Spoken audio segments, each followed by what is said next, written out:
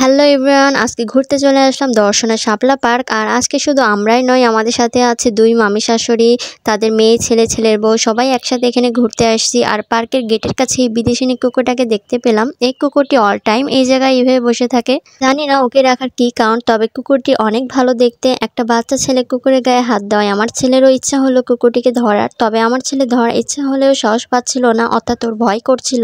আমি যদিও কুকুরের গায়ে হাত দিতে নিষেধ করেছিলাম, বসে থাকা লোকটি জোর করে আমার ছেলেকে কুকুরের কাছে নিয়ে গেল। তারপর আমার ছেলেও একটু হাত বলিয়ে দিল কুকুরের গায়ে।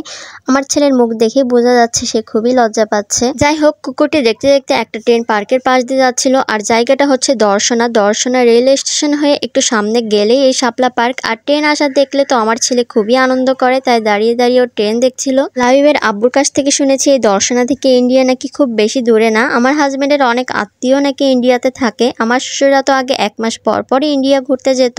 যাই হোক, কোনো ব্যাপার না, আমরাও একদিন যাব। ট্রেন দেখার পর লাইভের আব্বু শরবত খাওয়ার জন্য যাচ্ছিল।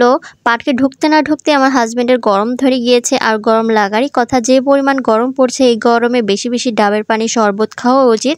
শরীরটাকে সুস্থ রাখার জন্য অনেক কিছুই মেনে বেছে চলতে হবে। আর শরবতটা খুব একটা ভালো লাগেনি আমার কাছে, এর থেকে আমি অনেক ভালো শরবত বানাতে পারি। এই গরমে আমার ছেলেকে পানি জাতীয় ভালো খারাপ যাই দেওয়া হোক না কেন তাই খেয়ে নেবে। এই গরমে 2-5 মিনিট পর পরই আমার ছেলে পানি পিপাসা লাগে।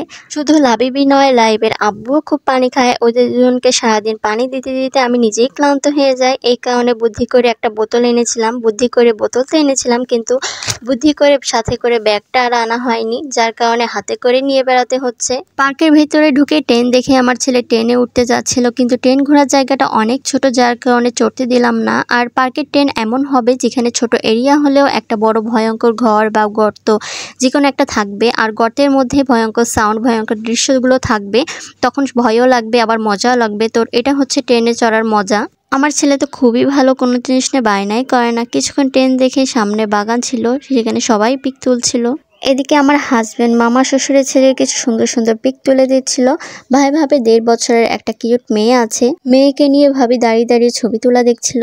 এদিকে আমার চঞ্চল ছেলেটা সব জিনিসই মুখে দেয়। চশমা কিনে দেওয়া হয়েছে, চশমা চোখে না দিয়ে মুখে দিচ্ছে। এটা কোনো কথা? চশমা পরে পাট শার্ট নিয়ে একটু ভাব দেখিয়ে বেড়াবে, তা না করে হাতে নিয়ে নিয়ে ঘুরছে, তাই একটু বকা দিলাম। সামনে একটা পুকুর ছিল, গরমে পুকুরে পানি শুকিয়ে অর্ধেক হয়ে গিয়েছে। আর এই পার্কে সব থেকে বেশি ভালো লেগেছে এই পানির উপর দিয়ে মানুষ এই পার থেকে ওই পারে যাচ্ছে, আর তার নিচ দিয়ে চলছে বোট। এই পার্কে আগেও একবার আসছিলাম, তখন এই পানির উপর দিয়ে এইভাবে যাওয়া আসা সিস্টেমটা ছিল না, এখন নতুন করে চালু হয়েছে।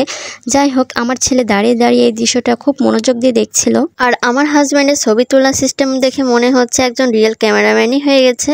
ভাই ভাবির কিছু পিক তোলা হলে ওরাও আমাদের কয়টা কাপড় পিক তুলে দিয়েছে। ছবি তোলা শেষ করে সব জায়গা ঘুরে ঘুরে দেখছিলাম। আর এই জায়গাটা ছোট বাচ্চাদের খেলার জায়গা, এখানে দোলনা, স্লিপার আরো খেলার জিনিস ছিল। বিকাল টাইমটা ভিড় হওয়ার কারণে ওখানে যেতে মন চাইলো না, তাই বাইরে থেকে দাঁড়িয়ে দাঁড়িয়ে দেখছিলাম।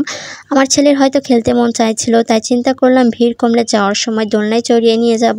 আমার ছেলে তো মাশাআল্লাহ, খেলা খেলতে দিলে আর কিছুই চাইবে না, খেলতে দিলে নাওয়া খাওয়া যেন সব ভুলেই যায়। আমাদের মনে হলো একটু কাপড় ভিডিও বানানো যাক, আর ক্যামেরাম্যান হিসেবে আমার ননদকে বেছে নিলাম। কাপড় ভিডিও তো বানাতে আসলাম, কিন্তু বুঝতেই পারছিলাম না কিভাবে ভিডিও বানাবো বা কিভাবে পোস্ট নিব। এত মানুষের সামনে লজ্জা করছিল, যার কারণে কোনো আইডিয়াই মাথায় আসছিল না। আর এই পাশে সোজা রাস্তা, তার উপর বড় বড় লাভ দেওয়া হয়েছে, আর লাভের মাঝখান দিয়ে 3-4 কালারের লাইটের আলো জ্বলছিল, যার কারণে খুবই সুন্দর দেখাচ্ছিল। এই রাস্তা দিয়ে হাজবেন্ডের হাত ধরে হাঁটার একটা শর্ট ভিডিও হয়ে যেত, আইডিয়াটা তখন মাথায় আসেনি, যার কারণে চান্সটা মিস করে ফেললাম। আর এই ঝর্ণার সামনে আমার ছেলে ছবি তোলার জন্য প্রস্তুতি নিচ্ছে, কিন্তু পিছনে মানুষগুলোর জন্য সিরিয়ালই পাচ্ছে না। কখন থেকে আমার ছেলে চোখে চশমা দিয়ে পাট শার্ট নিয়ে দাঁড়িয়ে আছে, কিন্তু ওদের ছবি তোলা যেন শেষই হতে চাচ্ছে না, ওদের জন্য ছবি তুলতেই পারছে না। তার কারণে আমার ছেলে রাগ হয়ে যাচ্ছে। তো অবশেষে পিক তুলতে সক্ষম হয়েছি, আর আমার ছেলে হাসি দেখে বুঝতেই পারছে না কতটা খুশি। তো গাইস, আমাদের দুজনকে কেমন লাগছে অবশ্যই কমেন্ট করে জানাবেন, আর ভিডিওটা ভালো লাগলে ফলো অ্যান্ড শেয়ার করতে ভুলবেন না।